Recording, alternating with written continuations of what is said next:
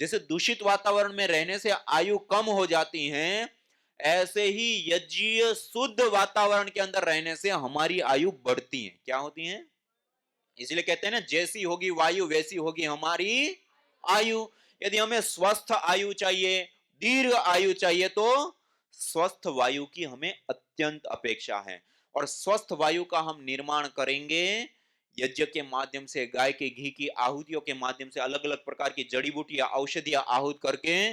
तो उससे हमारा पूरा वातावरण शुद्ध हो जाता है, सुगंधित हो जाता है, मेडिकेटेड हो जाता है। और उस वातावरण में रहने से अनेकों अनेक लाभ होते हैं। उसमें सबसे पहला लाभ है हमारा सबसे ज्यादा और सबसे इंपॉर्टेंट आहार, जो हम हर एक सेकंड ले रहे हैं, सोते समय भी ले रहे हैं, उस वातावरण का शोधन हो जाता है। क्या हो जाता है? शोधन हो जाता है। वातावरण शुद्ध हो जाता है, पवित्र हो जाता है, सुगंधित हो जाता है। तो ये तो हो गया पहला लाभ। दूसरा लाभ देखिए, आप में से जो लोग केमिस्ट्री की पढ़ाई किए होंगे वो अच्छी प्रकार जानते होंगे, धन आवेशित कण, ऋण आवेशित कण सब पढ़े तो होंगे ही। एनायन केटायन तो पढ़े हैं। हम जो वायु में श्वास लेते हैं ना, उसमें दो प्रकार के कण होते हैं, जो छोटे छोटे कण होते हैं ना, दो प्रकार के होते हैं। एक होते हैं धन आवेशित और एक होते हैं ऋण आवेशित। जहां पर शहरीकरण है, औद्योगिकीकरण है, भीड़ भाड़ वाले इलाके, घर के अंदर के जो पैक एरिया होते हैं, ऐसे स्थानों पर धन आवेशित कणों की बाहुल्यता स्वाभाविक रूप से बढ़ जाती है। और उसमें जब हम निरंतर लंबे समय तक रहते हैं, तो उसके कारण से हमारे शरीर के अंदर सेरोटोनिन की मात्रा कम होने लगती है। हमारी बॉडी एसिटिक, अम्लीय बनने लगती है। और जब हमारा शरीर एसिटिक होता है, तो उसके कारण से हमारे शरीर में अनेक प्रकार के रोग होने लग जाते हैं। रोगों का घर बन जाता है। थोड़ा सा पानी परिवर्तन हो गया, हवा परिवर्तन हो गई, ऋतु का परिवर्तन हो गया, कहीं यात्रा कर रहे तुरंत बीमार हो जाते हैं। तो वो क्या हुआ है? हमारा शरीर एसिटिक है। क्या है? अम्लीय है। और दूसरे कण होते हैं वातावरण के अंदर ऋण आवेशित कण, जहां पर प्राकृतिक स्थान है, घना जंगल है, या जहां पर नदी है, समुद्र के तट है, पहाड़ी क्षेत्र है, घने जंगल हैं, ऐसे स्थानों पर स्वाभाविक रूप से ऋण आवेशित कणों की बाहुल्यता पाई जाती है। और ऋण आवेशित बाहुल्य वातावरण में जब हम निरंतर लंबे समय तक रहते हैं, तो उससे हमारी बॉडी अल्कलाइन होती है। कैसी होती है? अल्कलाइन, क्षारीय। और क्षारीय शरीर में कभी कोई रोग होता नहीं है। और उसके साथ साथ ब्लड सेरोटोनिन की मात्रा बढ़ जाती है। ब्लड सेरोटोनिन वो तत्व होता है जिससे हमें अच्छा लगना, जो प्रसन्नता आती है ना, हमें जो अच्छा जिसके माध्यम से लगता है, उसके मूल में जो केमिकल होता है या जो हार्मोन्स होता है, वो सेरोटोनिन होता है। तो जिस हमें अच्छा लगना, प्रसन्नता आना, स्ट्रेस, तनाव, डिप्रेशन से भी हमें मुक्त कराना, और उसके साथ साथ हमें कुछ एक कार्य करने के लिए अंदर से एक जज्बा सा उठता है ना, कुछ करने के लिए जो अंदर से प्रेरणा सी उठती है, वो भी जिस कारण से उठती है। और उसके साथ साथ न्यूरोट्रांसमीटर्स के रूप में पूरे मस्तिष्क से पूरे शरीर तक मैसेज को ले जाना, पूरे शरीर से मैसेज को मस्तिष्क तक लाने के बीच में भी जो कार्य करने में सबसे बड़ी भूमिका निभाता है, वो तत्व भी हमारे शरीर के अंदर बढ़ जाता है। और बॉडी अल्कलाइन होती है, और अल्कलाइन होती है तो कभी कोई रोग होगा नहीं। और कितने भी रोग हो गया, और कितना भी बड़ा रोग हो गया, या मल्टीपल डिजीज हो गई है, आप बॉडी को अल्कलाइन कर दीजिए, वो बीमारी तुरंत ठीक हो जाती है। बॉडी क्षारीय होगी, वो बीमारियां ठीक हो जाएगी। अन्यथा कैसा होता है? हाई डोज दवाई लेते हैं तब काम करता है, सामान्य डोज से दवाइयां काम नहीं करती बीमारी होने के बाद। और उसमें भी फिर जब हाई डोज तो ले रहे हैं, लेकिन जब तक भी आप दवाई लेते रहेंगे तब तक ठीक रहेंगे, दवाई छोड़ देते हैं, कुछ दिन होता है, फिर वापस वो बीमारी हो जाती है। होता ही नहीं होता ऐसा। इसका मतलब बॉडी हमारी एसेटिक है। कैसी है? एसेटिक है। और उससे निजात पाने के लिए क्या करना पड़ेगा? बॉडी को अल्कलाइन करना पड़ेगा। क्या करना पड़ेगा? और उसका एक तरीका है ऋण आवेशित बाहुल्य वातावरण में रहना। किसमें रहना? ऋण आवेशित बाहुल्य वातावरण। आज मॉडर्न मेडिकल साइंस में दो प्रकार की छोटी छोटी डिवाइस, एक तो चार्जेबल पोर्टेबल गले में पहनने वाली छोटी डिवाइस आती हैं और एक कमरे के अंदर लगती हैं। वो क्या करती हैं, इलेक्ट्रॉन्स को चेंज करती हैं। एक प्रक्रिया होती है उसमें, उसके माध्यम से, और वातावरण के अंदर ऋण आवेशित कणों को वो कृत्रिम तरीके से बढ़ाती है। ऐसे ही जहां पर समुद्र के तट, पहाड़ी क्षेत्र या घने जंगल होते हैं, ऐसे जो स्वाभाविक स्थान होते हैं, वहां पर स्वाभाविक रूप से ऋण आवेशित कण पाए जाते हैं। इसलिए कहा जाता है ना, खुले वातावरण में रहिए, ग्रामीण क्षेत्र में प्राकृतिक स्थान पे रहिए तो कभी कोई रोग नहीं होता। ऐसे आपने सुना होगा, शहर में जाते तो रोग होते हैं ज्यादा। ये उसके पीछे भी यही कारण है, धन आवेशित कण, ऋण आवेशित कण। और एक विशेषता और देखिए, हम गाय के घी से, किससे, गाय के घी से 5 मिनट जहां पर प्रतिदिन पूजा करते हैं, हवन करते हैं, अग्नि के अंदर आहुति देते हैं, उस वातावरण के अंदर प्रति क्यूबिक सेंटीमीटर एयर के अंदर 200 से 400 ऋण आवेशित कण पाए जाते हैं। ये इतनी बड़ी संख्या होती है, जो कई 100 किलोमीटर घना जंगल हो, कोई फैक्ट्री, कंपनियां, कोई शहर नहीं है, और वहां का जो एटमॉस्फेयर होता है, वहां का जो वातावरण होता है, ऐसा वातावरण गाय के घी से हवन करने से हमारे घर के अंदर बन जाता है।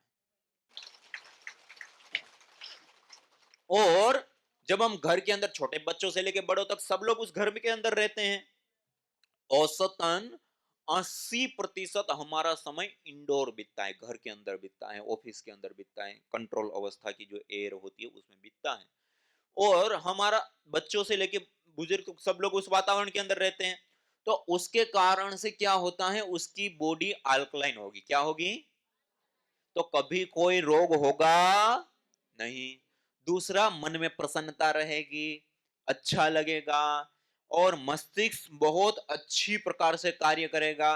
कई बार जैसे उम्र बढ़ने लगती है तो कोई भूलने लग जाते हैं, कोई कुछ समस्याएं आने लगती है ना। जिस घर के अंदर गाय के घी से हवन होता है, वहां कभी भी ये समस्याएं नहीं होती है। इसलिए कहता है, आयु यज्ञेन कल्पताम, हमारी आयु को दृढ़ बनाता है यज्ञ। क्या करता है? आयु को दृढ़ बनाता है, स्वस्थ बनाता है, और दीर्घ भी बनाता है। इसलिए हमें प्रतिदिन हमारे शास्त्रों में यज्ञ के माध्यम से पूजा करने के लिए बताया गया। क्या करने के लिए बताया गया? थोड़ी सी अग्नि जलाई, उसके अंदर गायत्री मंत्र, महामृत्युंजय मंत्र, अपने इष्ट देवता के मंत्र या देव यज्ञ आदि के जो विशेष मंत्र होते हैं, उन मंत्रों के माध्यम से कुछ विशेष जड़ी बूटियां, औषधियां, या अपने घर के अंदर चावल, तिल, चावल को चावल ही बोलते हैं, चावल हैं, तिल हैं, उसकी आहुतियां करके और हवन किया जाता है गाय के घी के साथ। और ये गाय का घी का हवन हमें स्वास्थ्य देता है। सबसे पहला लाभ क्या बताया? हमारा सबसे ज्यादा और इंपॉर्टेंट आहार क्या है? वायु। उसका शोधन करना, उसको जीवनीय शक्ति से युक्त करने का काम यज्ञ से होता है। दूसरा, जिस स्थान पे 5 मिनट मात्र हर रोज हवन हो जाता है, वहां पर ऋण आवेशित कण बढ़ जाते हैं, और उसमें रहने से हमारी बॉडी अल्कलाइन होगी, मन प्रसन्न होगा। उसके साथ साथ और भी कई सारे ऐसे छोटे छोटे अलग अलग लाभ होते हैं, तो उससे भी हमें लाभ होता है। इससे भी ज्यादा महत्वपूर्ण और एक विशेष लाभ, आप कोरोना काल में देखे होंगे, सब लोग प्रभावित हुए थे, नहीं हुए थे? और इससे हमें माइक्रोब्स का बहुत अच्छे से पता चल चल गया कोरोना में।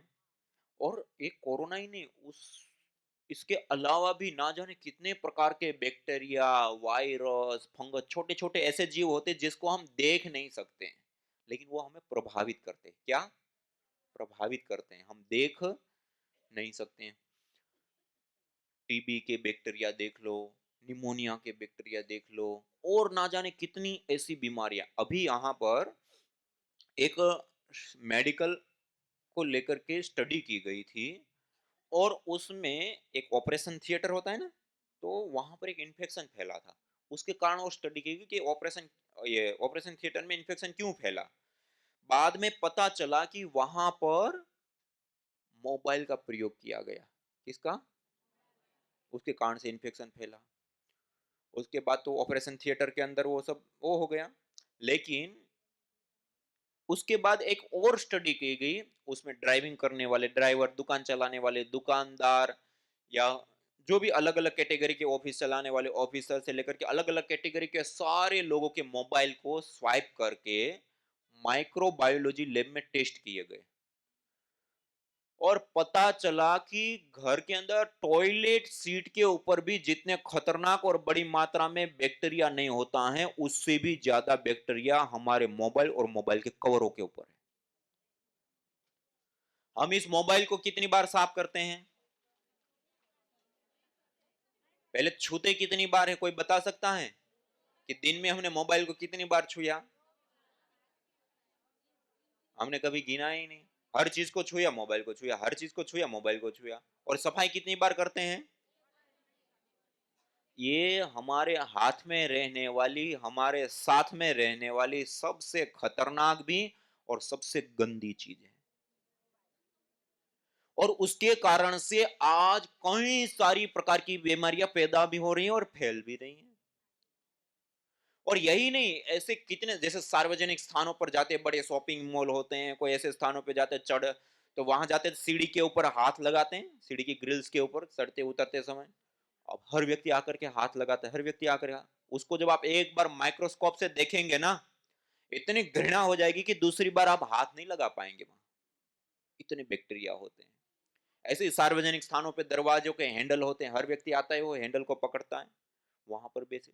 और ऐसी कितनी, वो बाहर की चीजें छोड़िए, अपने ही घर के अंदर सोफे, गद्दे, पर्दे, इसकी हर रोज थोड़ी हम सफाई करते हैं, इसके अंदर भी अलग अलग प्रकार के बैक्टीरिया जनरेट होते हैं। हम कम से कम सरफेस बैक्टीरिया, एयरबोन्स बैक्टीरिया आदि के संपर्क में एक एक दिन के अंदर हम 800 से 1000 प्रकार के जीव के संपर्क में आते हैं। कितने? 800 से 1000 प्रकार के बैक्टीरिया, वायरस, फंगस आदि के संपर्क में एक एक दिन में आते हैं। और जब उसके संपर्क में आते हैं तो अब वो हमें प्रभावित भी करते हैं। जब वो प्रभावित करते हैं तो उसके कारण जो बीमारियां होती हैं उसको कहते हैं कम्युनिकेबल डिजीज। और उसके कारण से पूरे वर्ल्ड में, जो WHO के आंकड़े मैंने अभी आपके बताए ना, वायु प्रदूषण के कारण 70 लाख लोगों की मृत्यु हो जाती है, ऐसे ही इस बैक्टीरिया, वायरस, फंगस जनित बीमारियों से 2.25 करोड़ लोगों की मृत्यु होती है। कितने?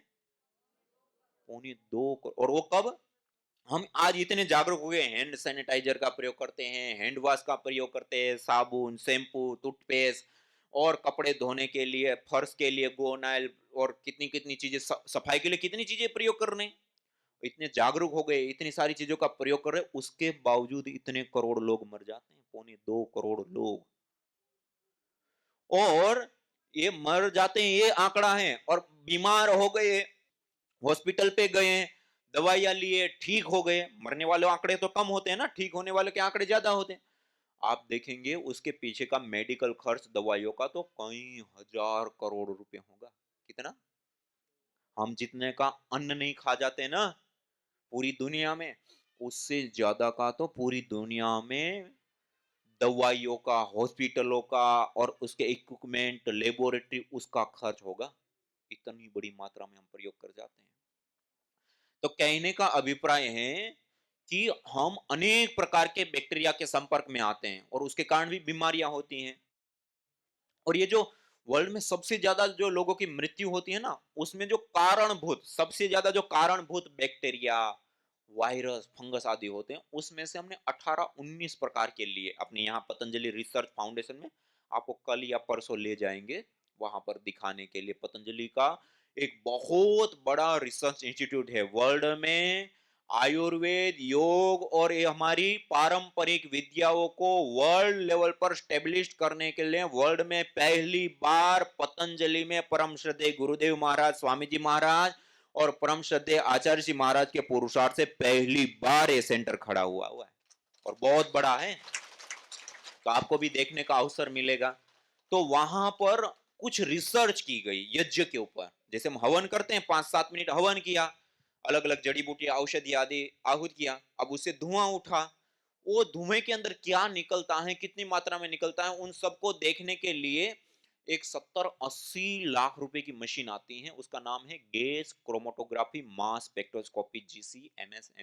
एक केमिस्ट्री लैब की एक एडवांस टेक्नोलॉजी होती है जिसके अंदर हम यज्ञ का जो धूम्र होता है उसको एनालाइज करके देखते हैं और हमें माइक्रो लेवल पर पता चल जाता है कि इसके अंदर क्या क्या तत्व और कितनी कितनी मात्रा में वो हानिकारक है, लाभकारी है, क्या है, कि सब कुछ डिटेल से पता चलता है। आपने सुना होगा आज तक कोई भी धुआं होता है तो क्या बोलते हैं? प्रदूषण बोलते हैं, नहीं बोलते हैं?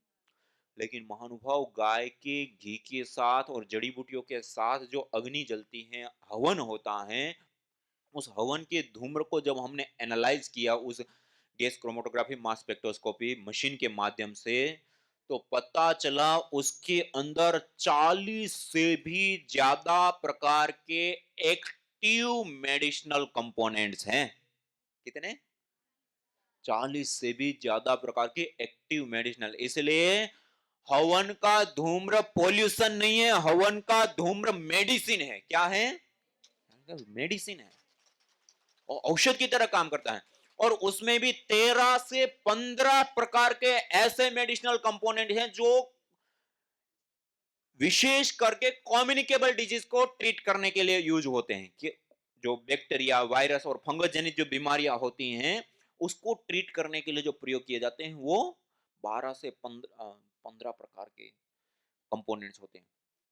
और हमने फिर उसके अंदर तो हमें पता चल गया कि हवन के धूम्र के अंदर तो माइक्रोबायल एक्टिविटी देने वाले तत्व हैं। उसके बाद माइक्रोबायोलॉजी लैब में जो डब्ल्यूएचओ कहता है 2.25 करोड़ लोगों की मृत्यु होती है और उसके लिए सबसे ज्यादा कारणभूत जो बैक्टीरिया होते हैं, जैसे सरफेस बैक्टीरियाज हैं, एयरबोन्स बैक्टीरियाज हैं, स्किन पैथोजन है, यूरिनरी पैथोजेंस हैं, या इस प्रकार के जितने भी अलग अलग जो सबसे ज्यादा प्रभावी डालने वाले या बीमारी पैदा करने वाले जो बैक्टीरिया हैं उनको लिया और उनको ग्रो करके और 5 मिनट मात्र हवन करके और उस हवन के धूम्र का उसके ऊपर एक्सपोजर दिया गया।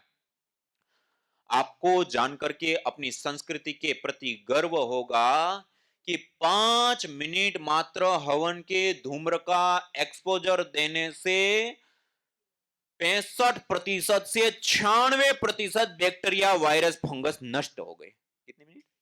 5 मिनट। कितनी बड़ी बात। और जिसके कारण से 2.25 करोड़ लोगों की मृत्यु हो जाती है। हमारे यहाँ पर हमारे ऋषियों ने हमें जो पूजा दी वो पूजा ही ऐसी पूजा है जो स्वाभाविक रूप से उससे हमें बचा लेती है। उसके बाद हमने कई सारे अलग अलग हॉस्पिटलों के अंदर जहां पर लोग रहते हैं 5, 10, 15 दिन भर्ती रहते फिर चले जाते तो वहां और ज्यादा इन्फेक्शन फैलते हैं, उसके बैक्टीरिया होते हैं और रोगाणु होते हैं। ऐसे स्थानों पर और प्रैक्टिकली अलग अलग रिसर्च किए, कहीं यज्ञ किए कहीं यज्ञ नहीं किए, और वहां पर सैंपलिंग आदि साइंटिफिक रूप से जो की जाती है वो सारी चीज किया गया और डाटा को एकत्रित किया गया। तो पता चला कि जिस घर के अंदर, जिस कमरे के अंदर 5-7 मिनट यज्ञ कर दिया गया वो घर पूरी तरह से सैनिटाइज हो गया, शुद्ध हो गया। वहां कोई बैक्टीरिया, वायरस, फंगस जीवित ही नहीं रह पाया। और एक बार यज्ञ कर दिया तो उसका इफेक्ट 1 महीने तक भी देखने को मिलता है। ये कितनी बड़ी विशेष बात है। और हर रोज जिस घर के अंदर पूजा होती है, हवन होता है, वहां का वातावरण इतना शुद्ध दिव्य हो जाता है कि वहां कभी कोई रोग हो ही नहीं सकता है।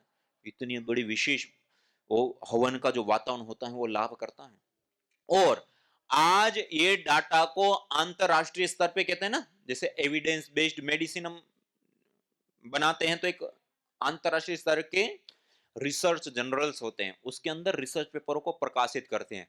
आज जो अभी मैंने आपको बताया वो रिसर्च पेपर अंतरराष्ट्रीय स्तर पे एविडेंस बेस्ड मेडिसिन के हाई इंपैक्ट वाले रिसर्च जर्नल्स के अंदर भी पेपर प्रकाशित हो चुके हैं। ये भी हमारे लिए गर्व की बात है कि ये हमारी पूजा के रूप में जो हमें हमारी संस्कृति में हमें यज्ञ मिला है, वो यज्ञ केवल पूजा तो है ही है, लेकिन पूजा के साथ साथ इतना साइंटिफिक है कि वो हमारे पूरे परिवार का सुरक्षा कवच है। क्या है? पूरे, हाँ, स्वास्थ्य की सुरक्षा करता है। और स्वास्थ्य की सुरक्षा के साथ साथ मानसिक भी सुरक्षा करता है। क्या करता है? मानसिक सुरक्षा कैसे करता है? जैसे हवन करते हैं तो सुगंधी आती है ना, आपको, हमें एक सुगंधी आती है। जब हम हवन करते हैं ना तो उससे जो वो तत्व निकलते हैं, जैसे मैंने कहा ना अभी गैस क्रोमेटोग्राफी मास स्पेक्ट्रोस्कोपी, उससे पता चलता है। उसके अंदर दो ऐसे विशेष तत्व होते हैं। एक होता है गुगुल स्टेरोल। क्या होता है? और एक होता है परफराल। क्या? ये ऐसे तत्व होते हैं जिसकी सुगंधी आती है। क्या आती है? सुगंधी। जैसे आपने अपने घरों में भी कई बार धुनी आदि कर किए होंगे। अपने बुजुर्ग लोगों को तो देखे ही होंगे, वो गाय के गोबर का उपला या अंगारे जो होते हैं, अंगारे क्या बोलते हैं, लाल लाल बिना अग्नि वाले जो लाल लाल अंगारे होते हैं, उसके ऊपर थोड़ा सा गुड़ देते हैं, कोई गाय के घी की एक चम्मच देते हैं, गुगुल गोंद आता है उसको रखते हैं, करते नहीं करते हैं, जोड़ा धूप, साल के पेड़ का गोंद, राल, राल को भी करते हैं ना, नेपाल में ज्यादा राल का प्रयोग करते हैं, साल का पेड़। हाँ वो साल, वो राल का गोंद को साल, साल के पेड़ के गोंद को राल बोलते हैं, तो उसकी धुनी करते हैं। ये जो होता है ना, उसकी जो धुनी होती है, देख सुगंधी आती है ना, ये सुगंधी इतनी साइंटिफिक होती है, उसके अंदर परफ्राल होता है, गूगल स्टेरोल होता है, ऐसे गूगल की धुनी में भी होता है। और ऐसे ही और भी कई सारे गाय का घी से लेकर अलग अलग तत्व होते हैं, उसमें जो हमें सुगंधी आती है ना, उससे हमारी पिनियल ग्लैंड, पिट्यूटरी ग्लैंड वो प्रभावित होती हैं, एक्टिव होती हैं, गुड हार्मोन्स को बढ़ा देती है, स्ट्रेस हार्मोन्स को डाउन ला देती हैं। आज पूरी दुनिया की सबसे ज्यादा फैली हुई कोई बीमारी है, और उसमें भी विकसित देशों में सबसे ज्यादा कोई प्रॉब्लम है, तो वो है स्ट्रेस, तनाव, डिप्रेशन। क्या है? स्ट्रेस, तनाव, मानसिक रूप से तनाव। और हमारी परंपरा में देखिए, जो हम हमारी जो पूजा है, वो पूजा ही ऐसी साइंटिफिक रूप से डिजाइन की गई है कि वो जो धुनी हर रोज हम सुबह शाम करते हैं, और उस धुनी से जो हमें सुगंधी प्राप्त होती है, उससे स्वाभाविक रूप से स्ट्रेस मैनेजमेंट हो रहा है, स्ट्रेस, तनाव, डिप्रेशन आदि दूर हो रहा है। अगरतला क्षेत्र है जो नेपाल के पीछे वाले हिस्से में लगा हो, वहां पर एक एक विशेष पेड़ पाया जाता है, अगर का। कौन सा पाया जाता है? आपके वहां पर भी बहुत होता है। एक पेड़ होता है, और उसकी लकड़ी से ऑयल निकाला, जैसे चंदन की लकड़ी लकड़ी से ऑयल निकलता है, ऐसे उसकी लकड़ी से ऑयल निकलता है।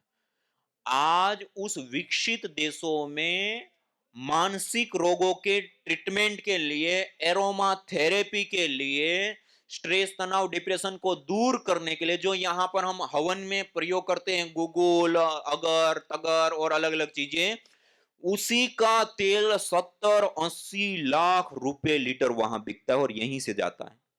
और हमारे ऋषियों ने हमें कितना साइंटिफिक दिया कि हमारे पूरे घर का ट्रीटमेंट स्वाभाविक रूप से हो रहा है, स्ट्रेस मैनेजमेंट, कितना साइंटिफिक तरीका। इसलिए हमारी जो धूपन की प्रक्रियाएं हैं, हवन की प्रक्रियाएं हैं, वो कोई केवल मात्र पारंपरिक ही नहीं है, पारंपरिक तो है ही है, उसके साथ साथ साइंटिफिक भी है। क्या है? हाँ। इसलिए हमें प्रतिदिन हवन और धूपन करना चाहिए। क्या करना चाहिए? पहले तो थोड़ा सा छोटा सा, जैसे पीपल, बरगद, गूलर, पलाश, समी, मदार, अपामार्ग, इसमें से कोई एक लकड़ी ले ली, या गाय के गोर के उपले या उसकी छोटी छोटी स्टिक बना ली, उसको रख लिया, और थोड़ा सा जलाया कोई एक कुंड के अंदर, और उसी के अंदर गाय के घी के साथ चावल हैं, तिल हैं, या आवश्यकता अनुसार जड़ी बूटियों से आहुति करते हैं, 5 मिनट, 7 मिनट। तो ये हमारी पूजा भी हो गई। क्या हो गया? यही हमारी मूल मूल पूजा है। क्या है? इसलिए कोई विशेष पूजा करते हैं, इसे करते हैं नहीं करते घर में, अग्नि के माध्यम से ही करते हैं ना। और अब हमें चाहिए शॉर्ट फॉर्म। क्या चाहिए? इसलिए हम उस मूल पूजा को छोड़ करके हर रोज क्या आ गए? धूप बत्ती और अगरबत्ती में आ गए। किस में आ गए? यहाँ हवन करते हैं, अग्नि की साक्षी, हमने एक दीपक जला लिया, अग्नि की साक्षी ले ली। यहाँ पर औषधीय द्रव्यों की आहुति देकर के उसका धूपन हो रहा है, हमने यहाँ धूप बत्ती अगरबत्ती बना ली। ये धूप बत्ती अगरबत्ती हमारी मूल परंपरा नहीं है। और धूप बत्ती अगरबत्ती से वो लाभ नहीं होगा जो इससे लाभ होगा, जो हमने अभी देखे ना, वो लाभ। और उसमें भी अगरबत्ती, अगर जो मैंने अभी आपको बताया ना, अगर जो यहाँ से जाता है बाहर, उस अगर एक वो औषधि है, पेड़ है, उससे बनी हुई बत्ती को अगरबत्ती कहा जाता है। और आज अगरबत्ती के नाम पे क्या मिलता है? कोयला, बांस की सड़ी। बांस की सड़ी के ऊपर वो कोयले को लपेट देते हैं, और कोई भी वो परफ्यूम में डिप कर दे, वो परफ्यूम भी बड़ा खतरनाक होता है, कई प्रकार के रोग लाता है। आज तो कितनी स्टडी प्रकाशित हुई कि हाई परफ्यूम के कारण से कैंसर जैसे रोग भी होता है। थाईलेट एक प्रयोग किया जाता है, उसमें जो परफ्यूम जो होते हैं ना, उसको बूस्ट करता है। क्या करता है? थोड़ा सा उसको, मतलब थोड़ी मात्रा में भी डालते हैं, बहुत ज्यादा सुगंधी आती है, फैलती है, बहुत अच्छा, हमें तेज गंध आती है। जितनी भी ये चीजें हैं ना, वो हमारे स्वास्थ्य के लिए अच्छी नहीं है। और अगरबत्ती तो पूरा हमारे साथ धोखा है। क्या है? अगर अगर से बनी है तो ठीक है, सही है। लेकिन अगर बत्ती के नाम पे बिक रही है और अगर से नहीं बत्ती है, कोयला से, वो काली-काली होता है ना पूरा कोयला से, तो वो फिर अगरबत्ती नहीं है, वो हमारे लिए धोखा है एक प्रकार का। तो उससे ऐसी चीज़ों से बचना। और उसमें भी आपने वो धूप बत्ती देखी होगी ना, एक बहुत गोल-गोल सी आती हैं और मुड़ जाती है, जिधर मोड़ो ऐसे फिर ऐसे करके लोग जलाते हैं। आप में से भी कई लोग प्रयोग करते हैं। इसको तो छूना भी महापाप जैसा है।